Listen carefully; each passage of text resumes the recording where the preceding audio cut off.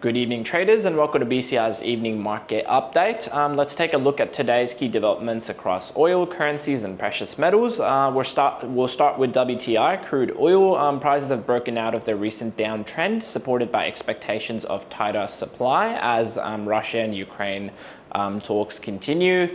That said, volatility remains, with markets still looking forward to the Jackson Hole summit for policy signals. Despite rumors of a Middle East ceasefire, rising Iranian output continues to put pressure on supply.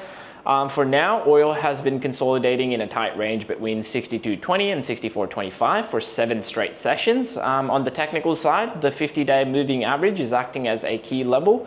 A hold above it could pave the way to test resistance at 64.20 and higher at 67.30, while support lies at $62 and further down around the $60 psychological level.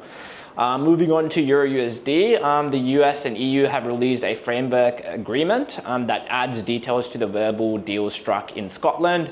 It covers industries such as pharmaceuticals, semiconductors, which avoided higher tariffs, while the auto sector remains the more complicated sector out of these. US car tariffs will only fall if Europe lowers tariffs on American goods, highlighting the deal's ambiguity. Much of the agreement is framed as intentions rather than binding commitments, leaving plenty of room for future disputes.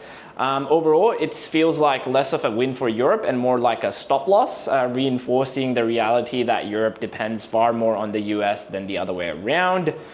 Finally, let's talk a bit about gold. Gold remains in the spotlight. Higher US tariffs, the steepest since 1930s, have unexpectedly supported the global mining industry and could act as a catalyst for deglobalization and inflation. Meanwhile, central banks continue to reduce reliance on the US dollar, with gold recently overtaking the euro as the world's second largest reserve asset. The World Gold Council is even working on a digital gold token to improve liquidity. Industry consolidation has been mixed, with Royal Gold's $3.5 billion deal for Sandstrom seen as disappointing, while Wheaton presses ahead with projects that could lift its production by 50% over the next 5 years. Sentiment across the sector remains bullish, with calls for gold to push beyond $3,300 and silver possibly reaching $40 before year end. That's all for today's evening market update. Thanks for tuning in with BCR. We'll be back with more insights next week. As always, manage your risk and happy trading.